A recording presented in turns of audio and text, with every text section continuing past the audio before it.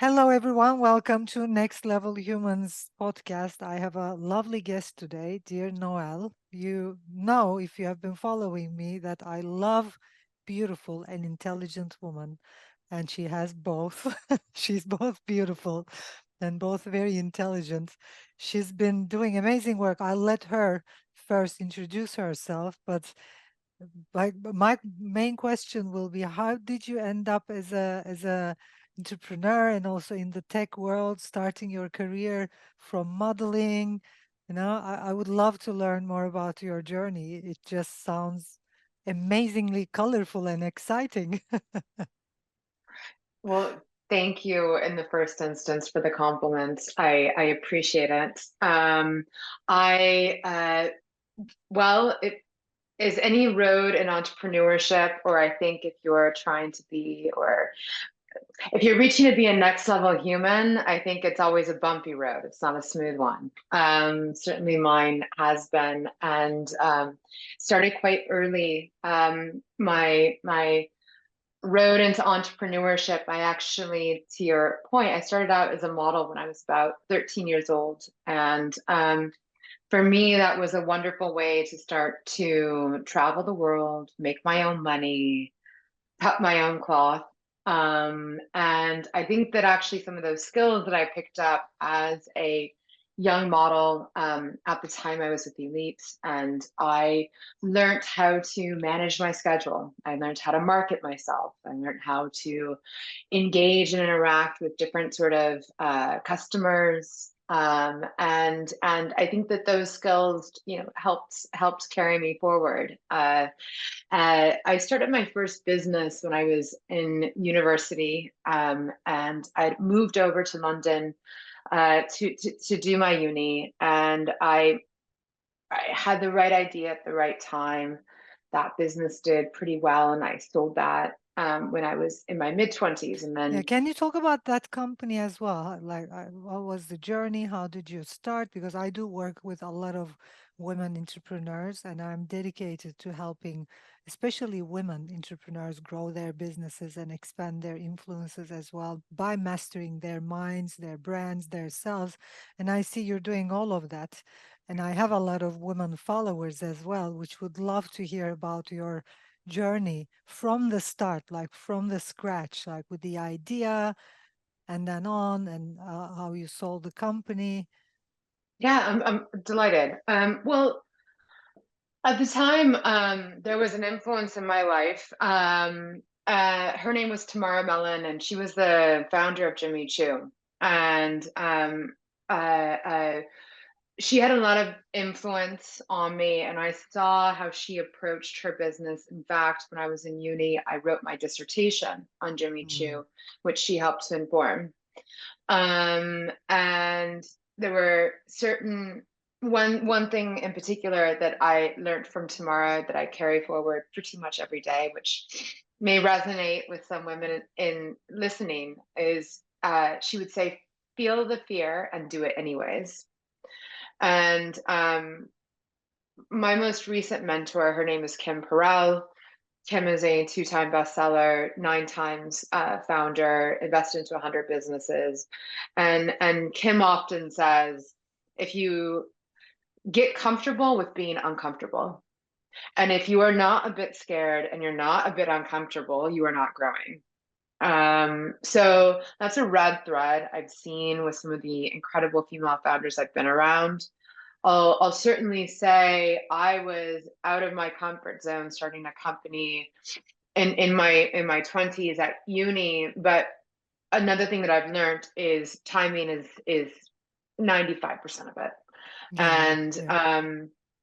I was this was a time before we had started to use the word athleisure wear to define a product category that is now very much how we dress.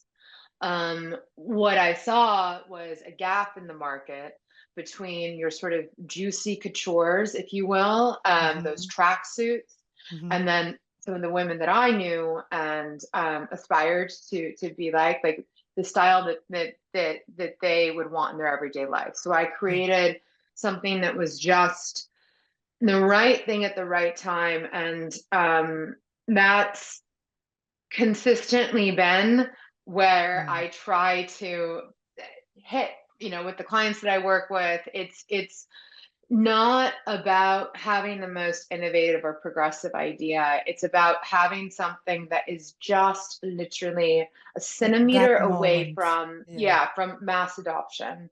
And I was Yeah. listening to something recently about how the products that really hit, that really take market share, that really uh, get adoption, change consumer behavior, are the ones that are familiar, but a little bit innovative. And so I've gone down a bit of a rabbit hole, but this is to say that yes, I worked incredibly hard, just like every founder. Yeah. You're Yeah. that's that you're working 80-hour weeks minimum, right? Yeah. So I worked very, very hard. I did things that got me out of my comfort zone. I learned how to sell. I learned how to build my network. And I learned how to manufacture overseas. I figured out all of the things that you have to figure out as a founder. That's every day is tackling issues that are um, you're tackling so many different issues. But I will say that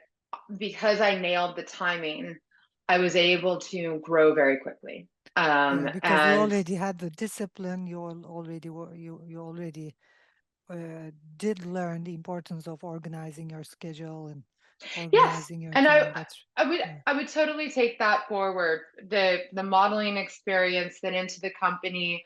I knew how to build relationships with what we call influencers today. And that's probably something that came from the Mm. modeling. I had some relationships from that opened up doors with big department stores. But still, it was still me that had to knock on Natalie Massenet's door and say, Natalie, invest into me and my company, right? Yeah.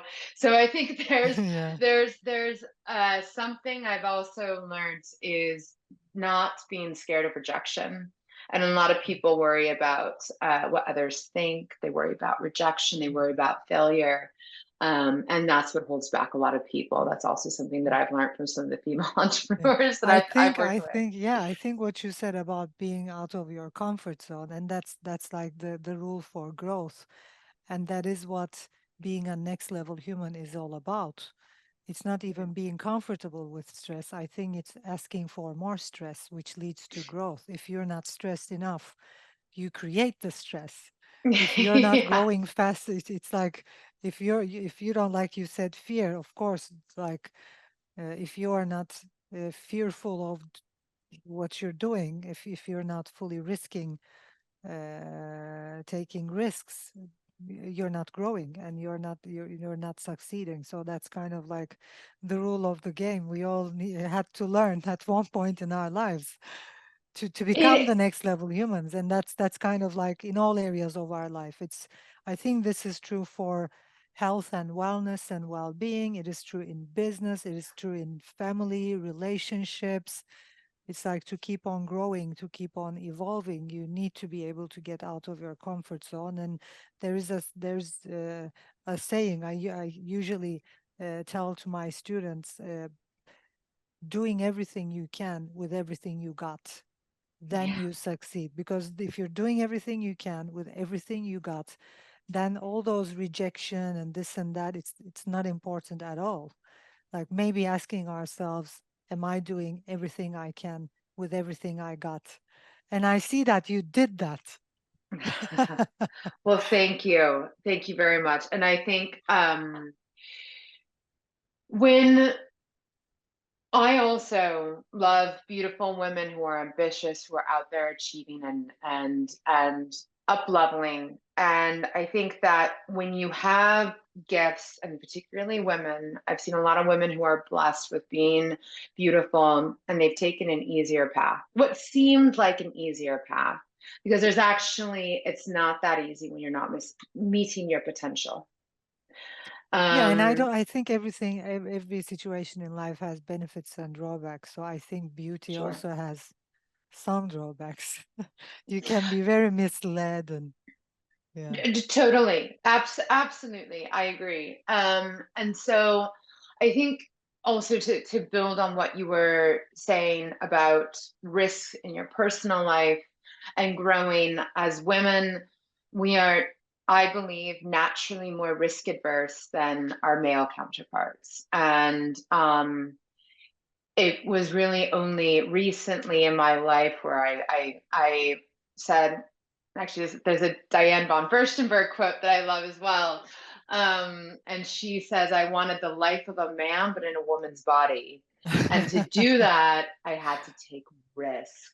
And she Yeah. really, and the, to further to your point, that getting comfortable with being uncomfortable. When I look at the leaders that I respect the most, they are able to take on a level of stress due to some of the risk, if you will, and Mm, it's getting comfortable and getting used to that because there's just not the reward. mm, And it's really stepping out of comfort zone.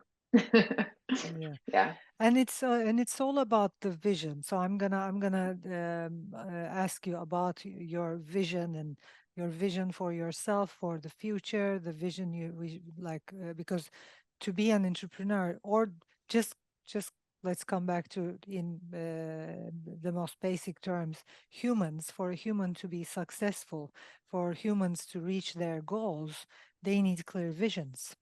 Without a vision, we live life day to day and moment to moment, and then we get stuck in daily little problems. But if you have a Totally. bigger vision, if your vision is bigger than your daily experience, then you don't care about what's happening moment by moment. You're so focused on that vision, you just go, full on. And I think the importance of having a clear vision isn't talked about enough. So I'm gonna ask you, like, at one point you probably had a very clear vision about your future. I'm certain you all still have clear vision about your future right now, because I think people who are highly successful are also all visionaries. There are people who have clear visions and they don't get stuck in the mud of day-to-day actions, because when you have a higher vision, you just move and you don't get stuck into daily problems. She said that, he said this, she said that. It's like everything, when we have a clear vision, everything else is small in a way in our daily lives. So I would like to a little bit talk about that, because I am certain that you experienced that. Well, it's you've spotted that. I'll agree. I think that having purpose is what drives me, and I've always been quite held a vision of who I want to be and where I want to be, and uh, I'm certainly not there, but maybe this is an ever evolving sort Yeah. of path. But I have a vision of the person that I want to be. And um, to your point, I find the things that trip people up, that they get focused on, that really doesn't matter, takes a lot of time and energy off the ball. And I mean, in full transparency, I don't read much social media. I don't spend much time there. I don't, I find more purpose and fulfillment in doing other things. And the same with any sort of environment where there's, like you were saying, any sort of gossip, any of that, I find it takes a lot of air out of the room. Um, And I think that you're right. I think a lot of people get tripped up by these distractions. I agree. And I think that I mean, all of this comes down to your confidence in yourself, right? And the more comfortable you are with yourself, and even a layer below that, the more that you love yourself and respect yourself, the less of these ancillary things that knock you off. And I think that's Mm. really where I try to be, is like solid in my own foundation and me. And so the other things that distract, they don't so much. And I'd say the second kind of thing I'd contribute to that topic is that what I say is, I'm in marketing, and when I'm working with startups or investors, is that I believe that culture creates community that creates brand. And then if I'm to take that same sort of thinking to individual growth, it's like your purpose and your vision, informs what you do, and then that's what will attract the kind of opportunities and people. But like that purpose and that vision, you can't, that's number one. You can't fake it. You can't, if you want to have real impact and growth, that needs to power and inform everything. And that's when you see really great people who inspire and who lead. So I agree. Yeah, and that's in Greek mythology. I have a Greek side. I'm 35% Greek. So I'm really interested in Greek mythology, and I've been reading on it for some while now. In Greek mythology, it said that that is called the telos point. It's kind of like a point where, like you said, maybe it's unreachable, but if you have a clear vision about yourself, it keeps on evolving, by the way, but it keeps on, like, it helps you stay on track. So people without purpose get lost, like you said, in daily actions and gossip or social media or meaningless actions, and they swift away. But people with purpose, who are aligned with a purpose and who are aligned with their meaning and their clear vision, they don't drift, and they just focus and keep on building and keep on. I sometimes even call it the consumer psychology and the creator psychology. It's like people who are after creating things and building things usually are not interested in consuming much, but in creating and building. So it's a different mindset. And people who are interested in consuming are not interested in creating and building. And I see it in different societies and different cultures. And yeah, I'm actually wondering, where are you right now in the tech world with, you are working with women in London leading Web3, and you're also working with UN Women UK. Would you like to tell us a little bit about those projects and where you are? Yeah, sure. And when you might look from the outside to online at what I've done, it looks like, I was saying, it looks smooth, but it's been very bumpy. And I've had businesses go into receivership. I've had it, so it hasn't all been and well, no path is just, completely Sure. smooth. Yeah. And I think I it is harder for female founders, I think, and there's reasons for that, which are, some unconscious bias, but then also what we were speaking about before, which is being risk adverse, right? And having confidence. So for multiple reasons, and because it resonates so much with my personal story, I love working with female entrepreneurs. And getting them access to capital and investment is one of the most impactful ways that I can contribute to raising the needle, particularly within the VC space. A very small amount, only 2% of venture capital funding Yeah. goes to female founded businesses.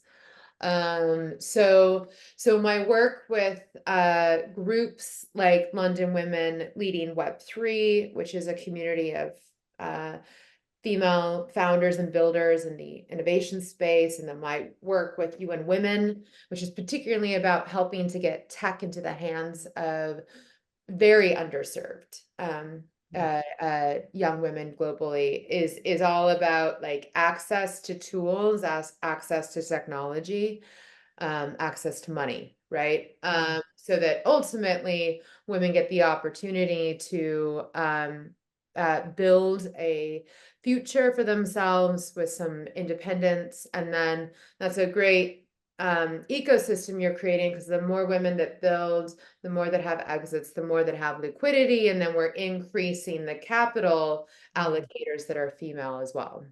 Yeah. How do you find those women? Like, are there organizations you work with, or is it your own community, or did you yourself build the community?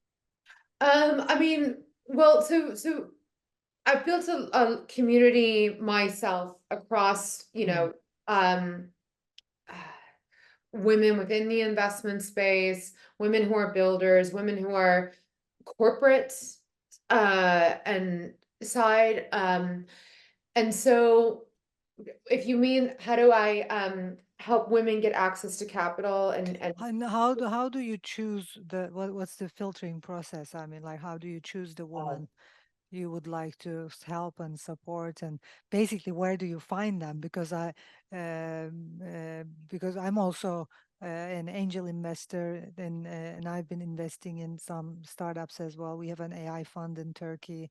I'm part of a VC in US, which is basically built to help Turkish founders go to US. And also it's like also in the space and trying to help more founders. And I have great founders and entrepreneurs that we have been supporting and need some support. So, like, do you work with groups like us who are on the self mastery level, helping the entrepreneurs, or business level, helping entrepreneurs and collaborate? Or do you find entrepreneurs yourself? Are there a filtering system?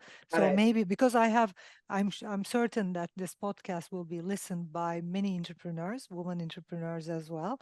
So the question is, how can they reach out to you, or do you already have a filtering system? Do you have a system like how can they a woman, if for example I'm a woman entrepreneur and I need funding, how can I reach you and work with you and get your support in getting the funding? Brilliant.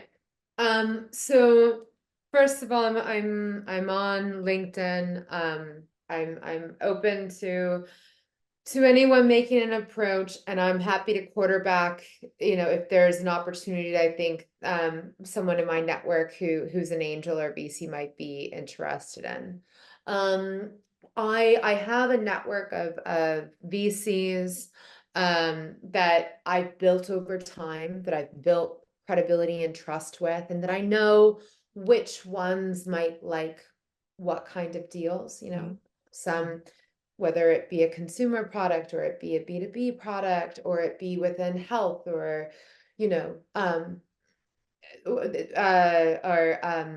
like health, social work. So I've built up a network of um, VCs as well as angels. And then on the other side, I've built up a network of incubators and accelerators. mhm, So I'm actually a mentor on the current Outlier Ventures tokenization of real world assets mhm, cohort. It's something that I like doing because it gives me a great exposure to entrepreneurs who are building. And mhm, so I've scouted a couple of startups that I've helped through my role on these accelerator programs. And I do think that if your company is young, and by that I mean if you haven't done a seed round, even if you've done a pre-seed, I think that these accelerators and incubators are um,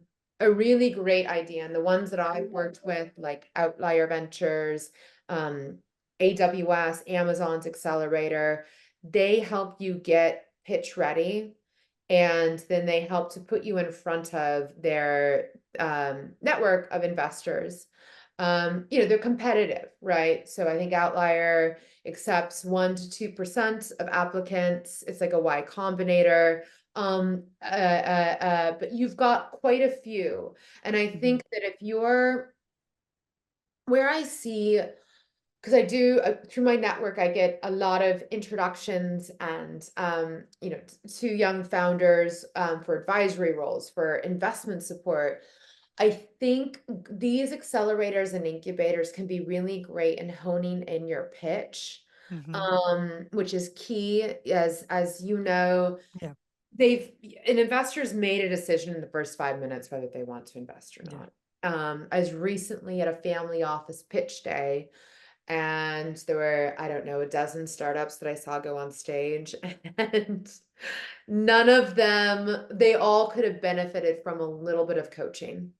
Mm. Um, so, and then women, I find that women, when they pitch, specifically have We issues. get little lost, right? We get a little lost, we get too conversational, we Yeah. under Instead of being precise and going down the numbers, we go yes, into the story too much, right? 1,000,000%. In it's numbers, it's being bullish. A man comes into a pitch and he says, my audience is the world. I'm going to do 1 billion in my first year. Now, I think there's a balance between being too conservative, which women Yeah. can be, and Hmm. then being like just My audience is the world.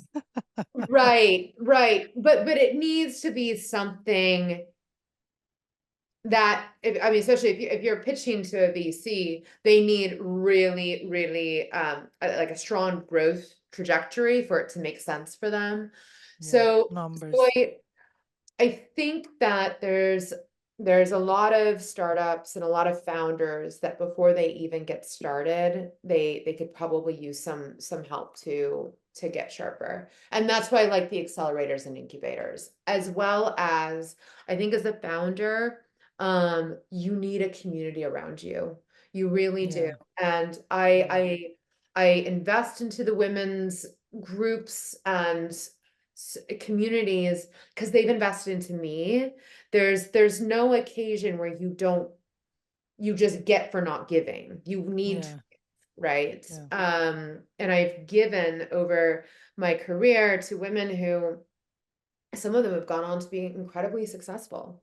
I mean, incredibly successful. I And agree. I believe in that without sounding too woo woo, but that exchange of Yeah. energy. Yeah. Fair And exchange. Yeah. yeah, it doesn't, I often say what makes good business, what is the right thing to do also makes good business sense. So I'm not, I'm working with some big Premier League teams on their women's teams, right? Hmm. Now, should more women be in sport? Yes, absolutely. But it also makes tremendous business sense. It gives sponsors who can't afford the male Premier Leagues Hmm. exposure to teams.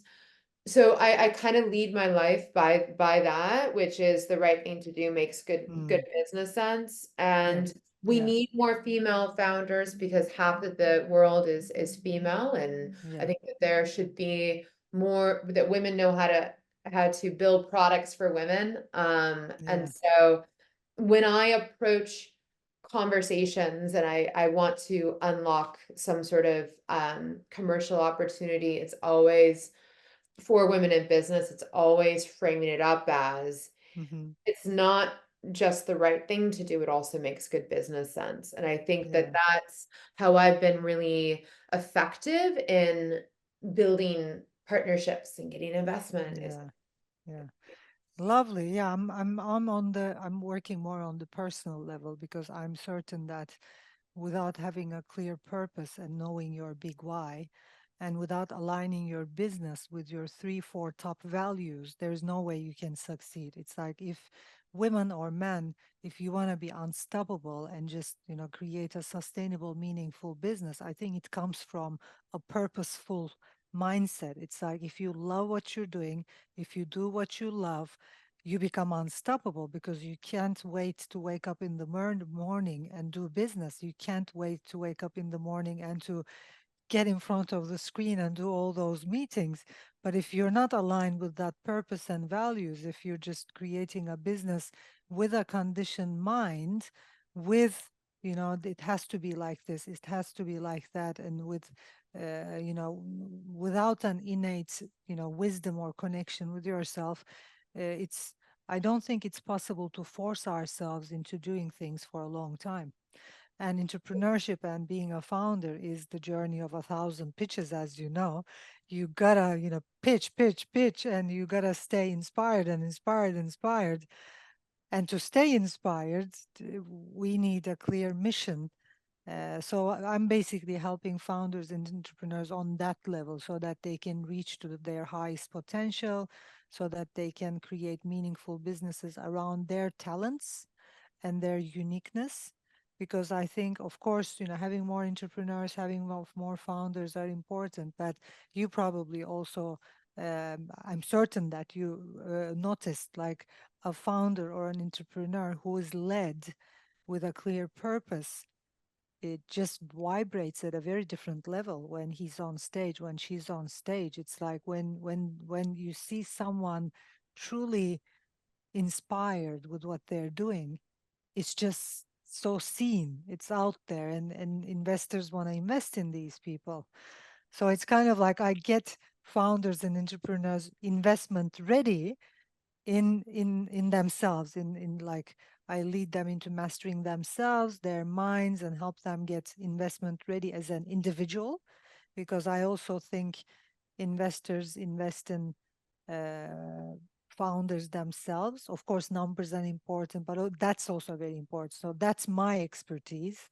And then I lead those founders whom I see are now truly powerful, connected with their wisdom, and who have really mastered themselves, who are able to master their businesses. And then I work with people like you. I have a team of 3, 4 co-founders. We're also creating in Turkey. We're also creating kind of like an incubator where my role is helping founders on the personal level, but my co-founders who are male serial entrepreneurs, they're helping them find the investment and the connections and the business. I'm more on the self mastery level. So, with that being said, I will ask you, what do you think about people? What do you think about basically self mastery? Before even mastering our business, like the topic of mastering ourselves, mastering our emotions, like Warren Buffett says, you don't expect to govern your money without governing your emotions. I usually say, don't expect to govern your business without governing your mind and emotions, because that is what it takes. Yeah, well, I couldn't agree more. And I spend a lot of my time on a day-to-day basis. My morning starts with meditation. Fitness is part of my regime. Journaling is part of my regime. It's the most important work I do. How I show up, I've done the work before I show up, if that makes sense. Yeah. And it is infectious when you meet someone who or you see someone who leads through purpose and through vision. um the road is extremely long and you will take a ton of hits as an entrepreneur, and so being fueled by something that has more purpose than just you, that has more purpose than just money, is like it's essential. And but like there's also something that becomes incredibly rewarding when you tune into your authenticity and you lead with it. Yeah. It is so deeply rewarding to figure out what is that authentic code, what is that real purpose for me, and then having the courage to take that out into the world and then start to build from there. It's I mean it's magical. It's what every person, I wish that people will go after their ambitions and that they get the things, but the sense that you get of being authentically you and going after what you feel is your purpose, that's priceless, right? And that's like you said, magic. That's the whole magic. I wish sometimes more people understood that, because it's kind of like opening up doors. And of course, entrepreneurship and the journey is tough. I was at a venture capital event, I think last year, no, the year before, in San Francisco, and I met with a serial entrepreneur again, and she said, "I'm an entrepreneur, and being an entrepreneur is kind of like it's raining shit on you Yeah. every fucking day, Yep. and getting used to it." And I Yeah. was like, "I love it. It's basically Well, raining it shit on is. you." It Yeah, it is. is. Yeah, You it you is. you It is. start to then expand what you thought was possible for the amount of shit that you can take. And then Yeah, it yeah. becomes oddly, I want to say addicting is not the right word, but then you're Empowering.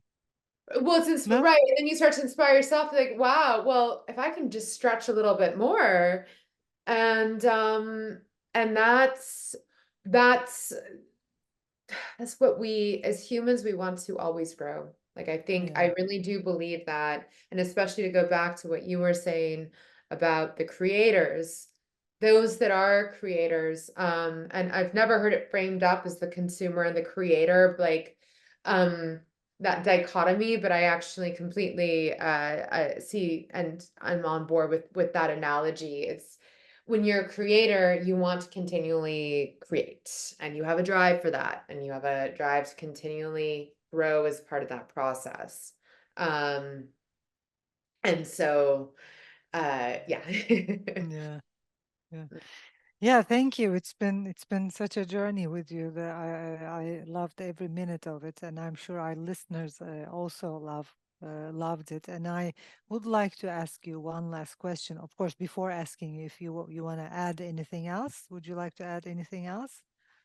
Um, well, I'm going to share this on my network, which will have some female entrepreneurs. So anything that you want to say about how they can get in Yeah, touch with you and how you work with them, I'm yeah. happy to. Yeah, same. I have a LinkedIn, I have my website. Everything is on my name, Nevsah, basicnevsah.com, nevsah.uk.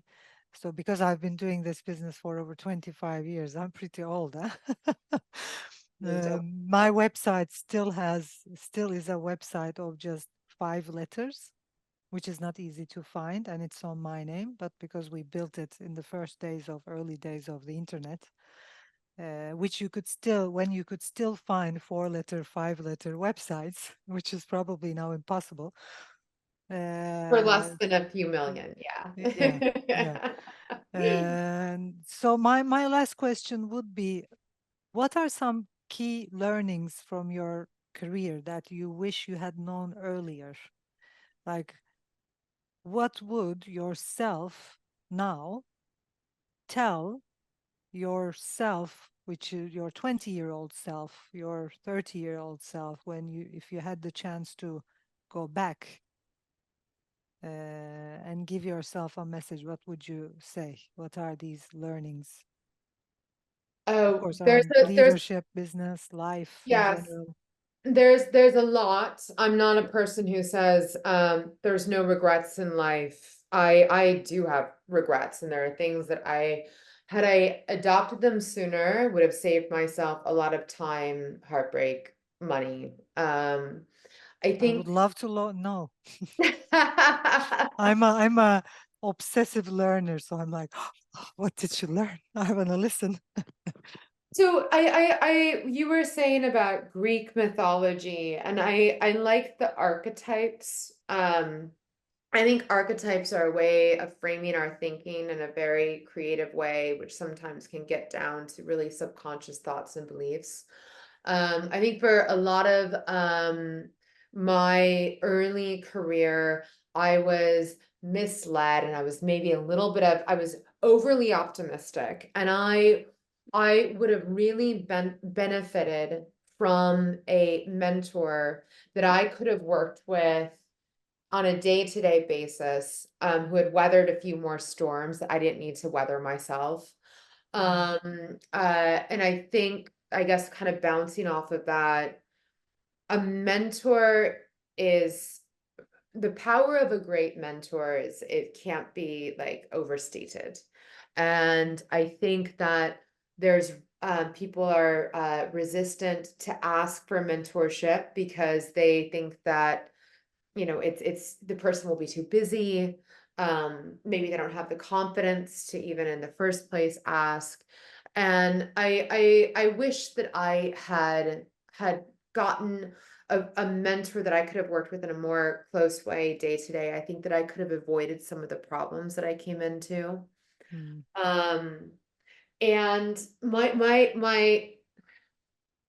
other point that I made about the fear of failure and possibly the fear of risk, that held me back. Um, that held me back. And it took through self-mastery only in recent years was I able to get to a place where I stopped worrying about failure. I stopped worrying What about if it goes perfection, wrong? Yeah. whatever. Well, right, because you start to push yourself out of your comfort zone and then you start to see, well, even if it doesn't land exactly how I wanted, I'm still okay. And then you build up what I call your trust muscle. And I don't think I realized when I was younger that most people are figuring it out. Now I see that very clearly.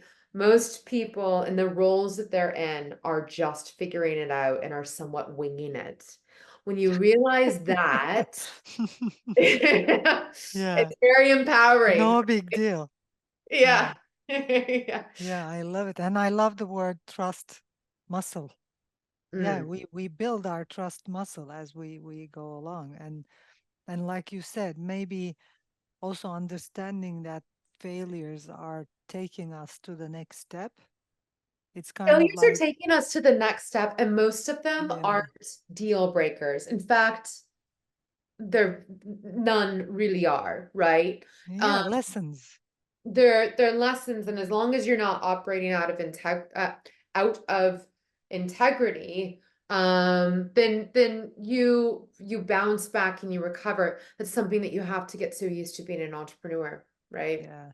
Bouncing back. So I those. think also a human. I mean, I see the entrepreneurship journey as very similar to general life journey because being an entrepreneur, we take ownership of our business, our management skills, and then in life as well. It's like you we manage our lives and we take over. It's kind of like first you're responsible for your business and you take full responsibility as an entrepreneur, but then again life itself, there comes a moment when you need to take full responsibility of your whole life.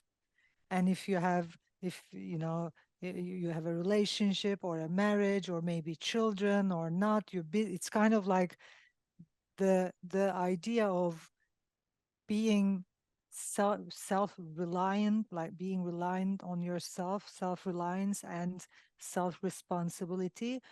I think that grows faster with entrepreneurship because you learn a lot and you become a self-reliant individual. But it's also about being a human. It's also about being a next level human. It's like we need to understand that we will eventually need to govern our lives because no one No, else will. I'm delighted that you brought that up because one of something that I'm passionate about is autonomy, agency, and accountability. That's also where I've seen my life change, is when Mhm, I took total responsibility. mhm. Um, it's very empowering. Of course, it's scary in the first instance. It's very easy to blame situations, events, people, and things. But when you start to take total accountability for what's Yeah. showing up, th- it's a game changer. Yeah, because you become a master. Yeah. That's the difference between masters and masses. And I haven't heard anyone just put it out there this simple. Thank you. It's just so simple. It's just that. It's like when you take full accountability, you It's become a very master of your life because you are.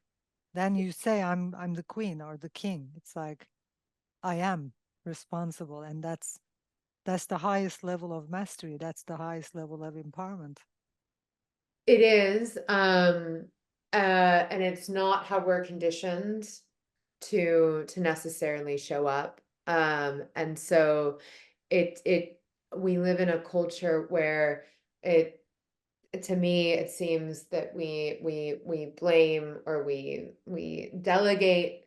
relegate our power to other people or things or events and so it takes a big shift in your thinking to not just like accept that but then to action it. Yeah, Yeah. yeah. I think it's a very deep message. It is a And deep message. I'm certain life will teach anyone and everyone. Yeah, well, and then it all becomes then you realize the responsibility sits with you. Yeah, And then what are the actions that you're gonna take that maybe feel scary now? And it's to me that path I started with the baby steps and it took the baby steps to take total accountability and agency and then the trust muscle building that up to you know actioning and being that master of your own life. You want to yeah, be the queen, you want to be the star of your own life, and life is very short, and not living that way is like you're sacrificing a lot. So yeah. And it's not rewarding at all. It's like the taking full responsibility is it's not easy. Uh, we need some baby steps first, and then and yet it's very rewarding. Yeah, thank you for bringing yourself to my podcast. It was lovely spending this time with you, an hour with you. It was very valuable for me. I learned a lot, and it is awesome to meet a beautiful, intelligent master lady. no, I'm very much on the road, but thank you, and I've enjoyed it tremendously. Thank you so Yeah, much, and I think the work that you're doing is beautiful, thank you. very much needed. Yeah, likewise. Thank you. Wonderful. Thank you so much. Thanks everyone for listening. I'll see you in the next